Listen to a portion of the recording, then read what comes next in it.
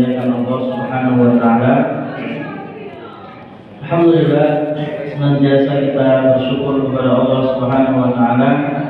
Di kesempatan petang hari ini kembali Allah berikan kita kemudahan, Allah berikan kita kesehatan sehingga kita bisa hadir dalam majelis ilmu ini, dan selalu kita memohon dan berdoa kepada Allah Subhanahu wa taala agar kita dianugerahkan ilmu yang bermanfaat yang bisa menjadi bekal dalam kehidupan kita di dunia, terlebih lagi dalam mengarungi kehidupan kita kelak di akhirat. Salawat dan salam semoga selalu tercurah limpahkan kepada baginda Nabi Allah Muhammad sallallahu alaihi wasallam, kepada keluarganya, para sahabatnya, dan kepada umatnya yang senantiasa menjalankan sunnah-sunnah beliau dengan baik tanpa terkecuali. Hadirin dan hadirat yang dimuliakan Allah Subhanahu wa taala, insyaallah di kesempatan malam hari ini kita akan melanjutkan kajian kita, yaitu pada pembahasan Kitabul Jami', kumpulan hadis-hadis tentang adab dan akhlak yang merupakan bagian dari kitab Bulughul Maram karya Imam Al-Hafidz Ibnu Hajar Al-Asqalani rahimahullahu ta'ala. Dan kita telah memasuki hadis yang ke-15 yang kaitannya adalah dengan adab makan dan minum, terkait dengan adab makan dan minum. Kalau di pertemuan yang sebelumnya tentang adab berpakaian, kalau sekarang memasuki adab yang yaitu adab makan dan minum. Saya bacakan dulu hadisnya. Wa 'an Ibnu Umar radhiyallahu anhu. Diriwayatkan dari sahabat Ibnu Umar radhiyallahu anhu, semoga Allah meridhai beliau, anna Rasulullah sallallahu alaihi wasallam qala, bahwasanya Rasulullah sallallahu alaihi wasallam bersabda, idza akala ahadukum falyakul biyaminihi, jika salah seorang di antara kalian makan, maka hendaknya dia makan dengan tangan kanannya. Wa idza syariba, dan apabila dia hendak minum, falyashrab biyaminihi, hendaknya dia minum dengan tangan kanannya. Fa inna syaitana, karena sesungguhnya syaitan itu, ya'kulu bishimalihi wa yashrabu bishimalihi, setan itu makan dengan tangan kirinya dan minum dengan tangan kirinya. Akhrajahu Muslim. Hadis ini diriwayatkan oleh Imam Muslim. Bapak Ibu yang dimuliakan Allah Subhanahu wa taala, sebelum masuk ke pembahasan dari hadis ini, karena hadis ini menyinggung satu makhluk yang menjadi sebab kenapa kemudian Rasulullah SAW memerintahkan kita untuk makan dengan tangan kanan, yaitu supaya tujuan utamanya kita tidak menyerupai kebiasaan syaitan. Allah Subhanahu wa taala berfirman dalam surat yang kita baca setiap harinya, surah Al-Fatihah. Allah berfirman, alhamdulillahi rabbil alamin. Alhamdulillah, segala puji, segala bentuk pujian, lillahi, milik Allah, rabbil alamin, Rabb semesta alam. Di dalam ayat ini ada dua Asmaul Husna. Apa saja? Ada dua Asmaul Husna. Kenapa mau ini? Yang bisa menebak dalam ayat apa saja? Tadi alhamdulillahi rabbil alamin. Ada dua nama Allah Subhanahu wa taala tercatat. Yang pertama Allah. Lillahi alhamdulillah, segala pujian hanya Allah. Nama Allah, Allah nama yang paling utama. Semua asmaul husna selainnya bersandar kepada nama ini. Allah Ar-Rahim, Allah yang Maha Pengasih. Allah Ar-Rahman, Allah yang Maha Penyayang. Jadi nama yang paling utama adalah Allah. Yang kedua, Rabbul Alamin, terdiri dari dua kata. Rabbul Alamin, Rabb Al-Alamin, semesta alam. Apa makna Rabb? Melihara. Rabb itu memiliki tiga makna, yaitu Al-Khaliq yang menciptakan, Al-Malik yang memiliki, dan Al-Mudabbir yang memelihara. Jadi ketika disebutkan Rabbul Alamin, Rabbnya seluruh alam, alam itu semua yang di luar Allah, semua selain Allah itu namanya alam atau makhluk. Semua selain Allah itu artinya alam atau makhluk. Jadi yang menguasai semua di luar Allah, makhluk-makhluk, itu adalah Allah Subhanahu wa Ta'ala. Yang menciptakan Allah, yang memiliki juga Allah, dan yang mengatur segala kebutuhan, yang mengatur segala yang terjadi di alam semesta ini adalah Allah Subhanahu wa Ta'ala. Nah, pembahasan kita ini mengenai makhluk, salah satu makhluk.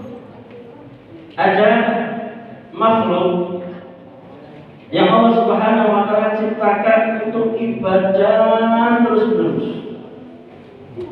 taat terus-menerus. Ada juga makhluk yang Allah ciptakan untuk berbuat dosa terus. Ada makhluk yang Allah ciptakan kadang benar, kadang salah, kadang berbuat baik, kadang berbuat buruk. Saya contoh atau nuwun menjadi Maluku, misalnya kita jadi Maluku saja agak malu-malu, sangat jauh dari Maluku. Alhamdulillah. Ada makhluk yang diciptakan terus-menerus taat kepada Allah. Apa itu? Malaikat. Dalam surah At-Tahrim Allah Subhanahu wa Ta'ala berfirman, la ya'suna Allah ma amarahum wa yaf'aluna ma la yu'marun. Malaikat tidak pernah membangkang apa yang Allah perintahkan dan selalu mengerjakan semua yang Allah perintahkan. Ini berarti taat terus, karena makna taat bukan mengerjakan apa yang Allah perintahkan, menjauhi yang Allah larang. Itu malaikat cuma diciptakan untuk berbuat taat terus menerus. Maka kita disuruh untuk condong pada perbuatan malaikat. Ya, meskipun unda-undi kadang-kadang salah, kadang baik, tapi kalau bisa ya oke APE timbang Allah itu cenderung pada perbuatan malaikat.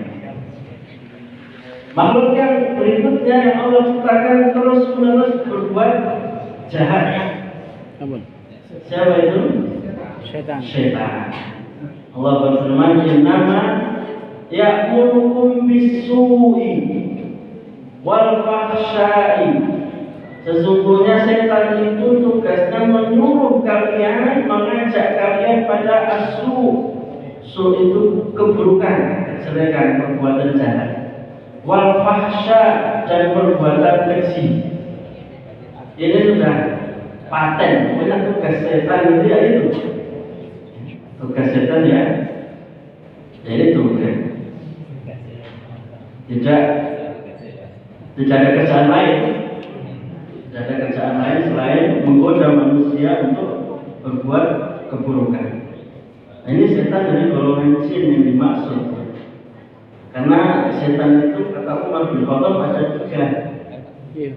Ada setan dari golongan jin, ada setan dari golongan manusia, ada setan dari kendaraan. Jadi kalau Umar kalau ada kendaraan ya kuda nggak mau jalan itu disebut setan ya Umar bin Khattab. Motor mogok rusak, bocor, ini bisa disebut dengan setan. Kendaraan dari setan dari golongan kendaraan. Ada setan dari golongan manusia. Kalau orangnya suka ngajak pada yang buru-buru, ya ini namanya setan dari golongan manusia. Ada setan dari golongan jin, kita tidak lihat, kita tidak lihat. Tapi dia membisikkan dalam hati, sebagaimana malaikat juga membisikkan dalam diri kita. Ada dua bisikan, lamatun minal malaikat wa lamatun minas syaitan. Di setiap manusia itu ada dua bisikan. Bisikan dari malaikat yang ngajak kebaikan, ada bisikan dari setan yang mengajak kepada keburukan. Contoh gambarnya lagi duduk-duduk di pinggir jalan, tiba-tiba ada perempuan cantik lewat. Itu pikir dulu.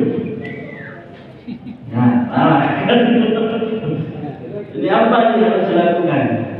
Malaikat mendorong kita untuk menundukkan pandangan karena itu perintah Allah. Malaikat sifatnya selalu taat perintah Allah Subhanahu wa taala. Tundukkan pandangan. Jangan dilihat atau ditelok. Aja dibilang. Jangan dilihat. Sementara setan mendorong pada perbuatan yang buruk. Emang kapan maling? Apa lagi? Ini dua-duanya membisikkan, ya. Ada dua bisikan, dua dorongan. Dan Allah Subhanahu wa taala mewanti-wanti kita agar kita tidak mengikuti bisikan-bisikan setan ini. Tidak mengikuti langkah-langkah setan ini. Dalam surah Al-Baqarah Allah Subhanahu wa taala berfirman, "Wala tattabi'u khutuwatis syaitan." Janganlah kalian mengikuti langkah-langkah setan. Innahu lakum aduwwun mubin. Allah tegaskan setan itu adalah musuh yang nyata. Setan itu adalah musuh yang nyata. Maka tidak boleh dilarang kita untuk mengikuti tata cara setan, perilaku setan, perangannya setan. Apa yang membuktikan bahwa setan ini mengajak kepada keburukan? Allah tegaskan dalam Al-Quran, "Innama yad'u hizbahu liyakunu min ashabis sa'ir." Setan itu selalu mengajak golongannya, teman-temannya agar masuk ke dalam neraka jahanam.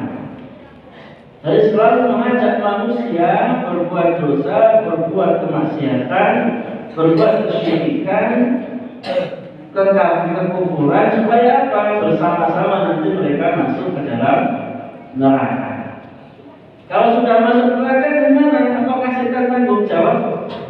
Terus di sana tenang, kalian saya lindungi di neraka? Itu tidak. Diabaikan. Kata setan tadi di neraka, "Fala talumuni walumu anfusakum." Jangan kalian menyalahkan aku, salahkan diri kalian sendiri, kata setan. Ketika manusia protes, setan kok ngajak aku ini, sekarang saya masuk dalam neraka. Maka kata setan dibalas, "Bocor, salahkan aku. Jangan salahkan saya, salahkan diri kalian sendiri. Wong aku mau ngejak.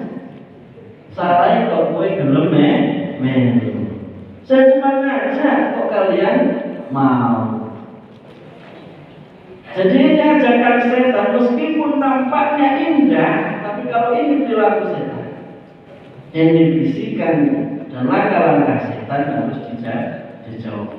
Karena dia hanya mengajak manusia untuk bersama-sama masuk ke dalam neraka, menemani mereka di dalam neraka jahanam. Oleh karenanya kalau kita baca kitab Riyadhus Shalihin karya Imam An-Nawawi rahimahullah taala, beliau sampai membuat bab khusus namanya An-Nahyu an tashabbuhi bisyaitani wal kufari. Larangan dari meniru-niru, mengikuti perilaku setan dan orang-orang kafir. Secara khusus Imam Nawawi membuat bab itu dalam kitab Riyadhus Shalihin. Larangan mengikuti atau mencontoh perilaku kebiasaannya setan dan orang-orang kafir. Kalau orang-orang kafir cocok ya, karena kelihatan, nampak. Oh, perilakunya orang kafir demikian, kita tidak ikuti. Misalnya mereka mengakui Nabi Isa sebagai Tuhan, masalah akidah, maka kita tidak ikuti. Kita yakini Nabi Isa sebagai Nabi, bukan sebagai Tuhan. Ada kebiasaan orang kafir mungkin dari sisi pakaiannya ternyata terbuka, tidak sesuai dengan kebiasaan kaum muslimin, juga kita ikuti. Itu kebiasaan orang-orang kafir. Kita bisa lihat kebiasaan mereka, bisa nampak kebiasaan mereka. Tapi kalau setan gimana melihat kebiasaannya? Tidak kelihatan. Gitu. Jadi kita disuruh menghindari, jangan mencontoh kebiasaan sesuatu yang tidak kita lihat. Jangan ikuti jalan-jalan setan. Tapi jalan-jalan setan itu seperti apa? Perilaku perangai setan itu seperti apa? Kita tidak tahu, nggak kelihatan. Beda dengan orang-orang kafir, kita bisa lihat perilakunya. Lalu bagaimana cara mengetahuinya? Cara mengetahuinya tentu kita tanya sama yang menciptakan setan. Mencipta setan, yang memiliki setan, yang mengatur setan. Siapa itu? Allah Subhanahu wa Ta'ala. Dan Allah sudah jelaskan apa saja perilaku setan. Allah sudah jelaskan melalui Al-Quran, barisan Nabi baik dalam Al-Quran maupun dalam sunnah-sunnah Nabi Sallallahu Alaihi Wasallam. Contoh, kita ambil beberapa contoh bagaimana Allah menjelaskan perilaku setan. Dalam surah Al-Maidah, Allah Subhanahu Wa Taala berfirman,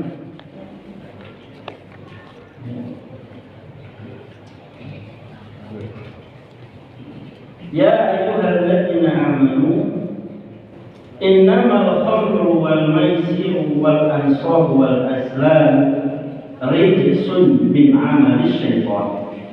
Wahai orang-orang yang beriman, sesungguhnya khamr, apa khamr itu? Minuman keras, segala yang memabukkan. Ya, minuman keras, ya obat-obatan terlarang itu masuk dalam kategori khamr. Wal maisiru, dan perjudian. Wal ansabu, dan menyembah berhala. Wal azlamu, dan mengundi nasib. Nama khamr, segala yang memabukkan. Judi, menyembah berhala, kemudian mengundi nasib, itu rijsun, perbuatan yang najis atau kotor, min amali syaitan, dan merupakan perbuatan setan. Fajtanibuhu, maka jauhilah. Ini contoh, terus berikan contoh dalam satu ayat beberapa perbuatan setan yang harus dijauhi. Yang pertama al-khamru. Ini namanya orang khamr, minum-minuman keras, itu perbuatan setan. Perilakunya juga jadi seperti setan, ngomong nggak jelas, jalan miring. Bahkan dalam ayat lain disebutkan, innama yuridu syaitanu an yuqi'a bainakumul adawata wal baghdha'a fil fil khamri wal maisir. Sesungguhnya setan itu menginginkan agar kalian jatuh dalam permusuhan dan kebencian dengan khamr dan apa? Dengan sebab khamr dan perjudian. Makanya orang kalau terjebak dalam dua perkara ini, sudah itu adanya permusuhan dan kebencian. Judi juga demikian. Judi juga demikian. Kalau dulu namanya poker. Poker itu panjangan loh. Foto lah. Kalau sekarang sudah terang-terangan, jadi sudah orang, namanya sudah poker lagi dengan orang. Bahkan sekarang judi itu tidak perlu ke sembunyi-sembunyi, dari dalam rumah kan bisa berjudi, namanya judi online. Dan banyak yang terjebak dalam perkara ini. Yang tua juga judi online, yang cah nom juga terjebak judi online. Bahkan ada kasus anak masih kecil-kecil sudah main judi online karena bisa diakses mudah dari gadget kita, dari HP kita. Jadi penyebab kerusakan, ya, penyebab kerusakan jelas. Tujuan setan dari judi dan khamr itu dua tadi, bukan hanya dua. Itu yang namanya apa? Kebencian dan permusuhan. Maka kalau ada komunitas sebagiannya orang yang suka minum khamr atau berjudi, tidak mungkin komunitas itu baik-baik saja, akur, tidak mungkin. Rumah tangga misalnya, salah satunya suka minum, sudah tidak enak, tidak mungkin akur, tidak mungkin tenang-tenang saja, adem-adem saja, tidak mungkin.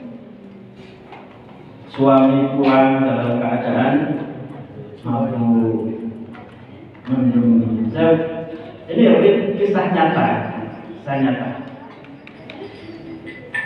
Punya tetangga dulu tinggal di Sleman, di daerah Jalan Bawah kan, punya tetangga, punya bengkel, hanya suka minum-minuman keras. Dan kalau sudah minuman keras itu kejar, nanti kemana-mana dosanya, tidak berhenti di minuman keras. Masya Allah, dia punya istri, sudah punya anak masih muda, istrinya juga cantik gitu, maksudnya pantas untuk cantik gitu.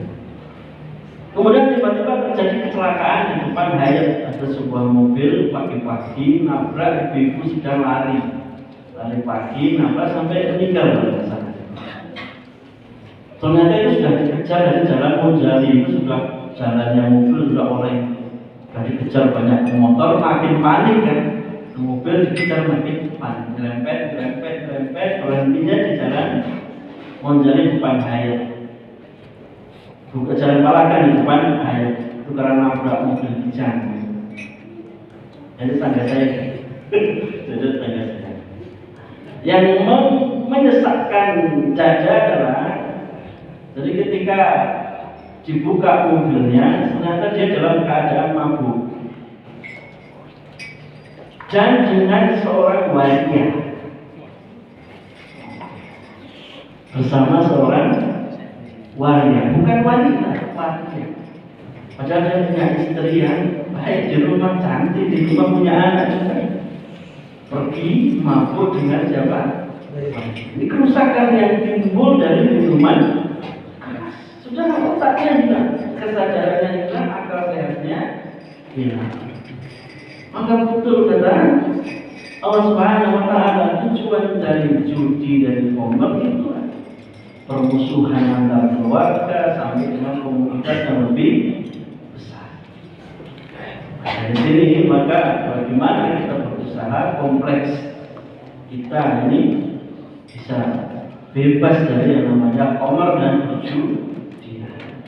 Karena ini bahaya sekali dampaknya. Bukan hanya itu, wa yasuddakum an dzikrillahi wa 'anis shalah. Juga khamr dan perjudian itu akan menjauhkan, menghalangi kalian dari mengingat Allah dan dari sholat. Tidak ada orang mabuk mampu gitu. Astagfirullah, astagfirullah. Kalau mampu terus subhanallah, alhamdulillah kan. Atau orang judi terus bismillahirrahmanirrahim. Hasan menang alhamdulillah. Kalah astagfirullah. Harusnya kita a'udzubillah dari awal sudah a'udzubillah. Kita berlindung kepada Allah dari setan karena ini perbuatan setan. Ada istilah mabuk sakti. Jadi sakti tidak mungkin ada. Ini perbuatan setan, tidak akan ada. Mau dibalut seperti apapun tidak akan ada. Ini perbuatan menjauhkan seseorang dari zikir kepada Allah, menjauhkan seseorang dari sholat. Na'udzubillah min dzalik. Ini contoh perbuatan setan dari Al-Quran, dalam Al-Quran, dan masih banyak lagi. Dari hadis ada sebuah hadis Nabi Sallallahu Alaihi Wasallam yang hadis ini derajatnya masih diperselisihkan. Diriwayatkan oleh Imam At-Tirmidzi, juga disebutkan dalam kitab Bulughul Maram. Imam At-Tirmidzi dan Imam Ibnu Hajar Al-Asqalani mengatakan hadis ini hasan, jadi bisa digunakan. Namun Imam Al-Albani mengatakan hadisnya dhaif. Bunyi hadisnya adalah Rasulullah SAW bersabda, al-anatu minallahi wal ajalatu minasyaitani. Orang yang berhati-hati, banyak pertimbangan itu dari Allah. Sifat hati-hati dalam memutuskan, hati-hati dalam bekerja, hati-hati dalam membuat kebijakannya dan sebagainya, itu dari Allah Subhanahu wa taala. Wal ajalatu adapun tergesa-gesa, gerusa-gerusu itu minasyaiton, adalah dari termasuk daripada perannya setan. Ini salah satu lagi contoh perannya setan. Apa itu? Gerusa-gerusu. Nggak dipikir dulu, langsung saja. Milih pasangan terus ketemu terus langsung, nggak dipikir dulu. Memutuskan perkara juga punya gerusa-gerusu. Maunya semuanya serba cepat tanpa pertimbangan yang baik. Ini perbuatan setan, dan biasanya orang buru-buru atau tergesa-gesa itu ujungnya adalah penyesalan. Biasanya kebanyakan ketergesaan itu berujung pada penyesalan. Ustaz, kalau istri saya itu suka gesa-gesa, tergesa-gesa dia itu bisa masak sambil minum bayi, sambil nyapu, beres semuanya. Itu namanya bukan tergesa-gesa tapi cekatan. Beda antara tergesa-gesa dengan cekatan. Kadang kalau mau persiapan safar mau keluar, ibunya nyiapkan pakaian punya anaknya, punya kita, itu cepat selesai. Kita baru mau pakai sepatu, itu sudah siapkan, semuanya siap. Ini bukan tergesa-gesa, ini cekatan. Berbeda antara cekatan dengan terburu-buru. Apa bedanya? Para ulama menyebutkan buru-buru itu at-taqaddumu bi syai'in qabla waqtihi, mendahulukan sesuatu sebelum waktunya. Kita memikirkan suatu belum finish tapi sudah dieksekusi. Milih rumah misalnya ya, kalau lihat sebentar belum diteliti lingkungannya bagaimana, drainasenya bagaimana, banjir atau tidak kalau hujan misalnya. Terus pokoknya seneng mergone atapnya bagus gitu sudah langsung dibeli. Ternyata pas musim hujan banjir, ternyata airnya susah. Ini namanya terburu-buru, tergesa-gesa. Kenapa? Memutuskan sesuatu sebelum tahu betul kondisinya, belum waktunya diputuskan. Adapun cekatan taqdimu syai'i fi aqrabi awqatihi. Kalau cekatan itu mendahulukan sesuatu pada waktu terdekat, waktu terdekat. Jadi setelah diputuskan tidak lagi ditunda. Setelah diputuskan sudah jelas tidak lagi ditunda. Ini namanya sekatan. Berbeda dengan tergesa-gesa. Contoh, kita lagi sholat di masjid, pengajian, lalu datang kotak infak di depan kita. Infak untuk Palestina misalnya, infak untuk bencana saudara kita di Aceh dan Sumatera misalnya, lewat depan kita.